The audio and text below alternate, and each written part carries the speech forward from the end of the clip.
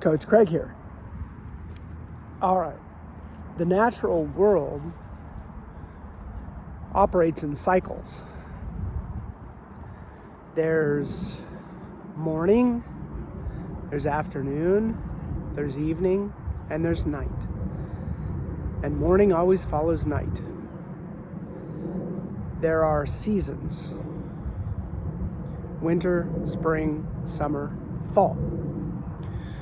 So these cycles are naturally occurring.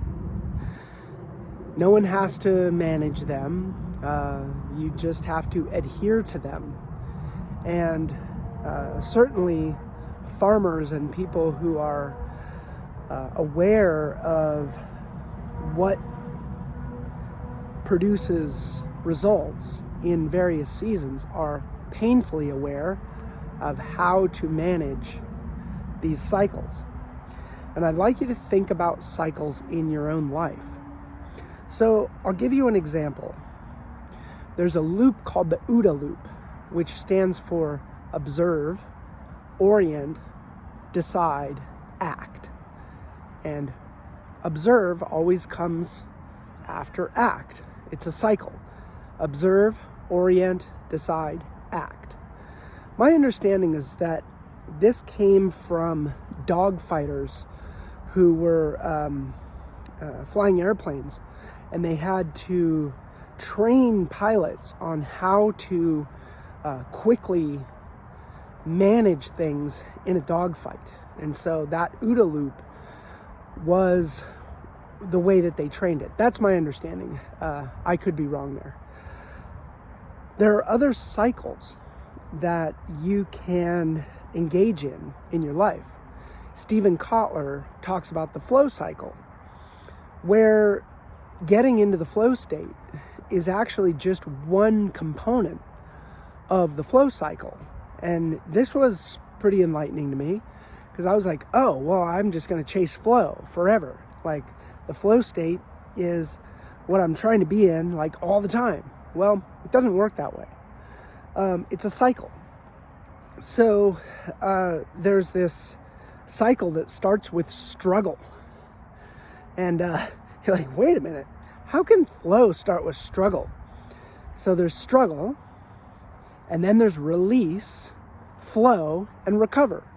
And struggle always comes after recover. And struggle is that phase when you kind of have to set yourself up, where you're like, I'm going to have to learn a new skill here. I'm going to have to learn how to manage this particular thing, or use this tool, or whatever it is. And so there's a point where you go through where it's a little wobbly, where like you're not quite sure how to do it. So that's not flowy. It's like, it's a little frustrating, and you're like, how do I do this? Right? And then once you get to the point where you're like, okay, I think I've got this, like you're standing on your skis, right? So if you imagine like learning how to ski or snowboard, there's a struggle phase, right? And then release is when it's like, okay, like I'm now releasing the struggle. I'm putting the struggle behind me, and now I'm able to get into flow. And then you're in flow. And then as you're, flowing down the slopes, that has to be in the proper challenge skills balance, right? You don't go through struggle and then immediately go to a double black diamond run, because you'll freak out